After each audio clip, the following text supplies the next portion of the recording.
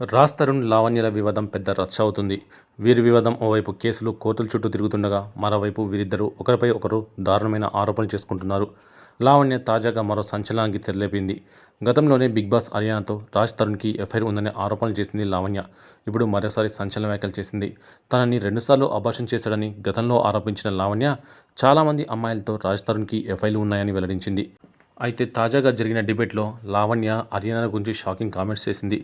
అరియానాకి కూడా రాజ్ తరుణ్ ప్రెగ్నెంట్ చేశాడని, అబార్షన్ అయిందని ఆమె ఆరోపించినట్టుగా యాంకర్ శేఖర్ భాషాని ప్రశ్నించాడు.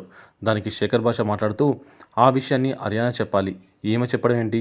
తనకు ఇలా జరిగిందని అరియానా చెప్తే నమ్ముతారు. ఈమె చెప్తే ఎలా నమ్ముతారు? ఆమె నోటికొచ్చినట్లు మాట్లాడుతుందని లావణ్య వ్యాఖ్యలను ఖండించాడు శేఖర్ భాష. డ్రగ్స్ కేసులో నిందితులుగా ఉన్న అమ్మాయిలను బ్లాక్మెయిల్ చేస్తుందని, వారి జీవితాలని ఆడుకుంటుందని లావణ్యపై ఆరోపణలు చేశారు శేఖర్ భాష. ఈ వివాదం ఇలా నడుస్తున్న సమయంలోనే అరియానాపై ఆమె చేసిన వ్యాఖ్యలు ఇప్పుడు దుమారం రేపుతున్నాయి.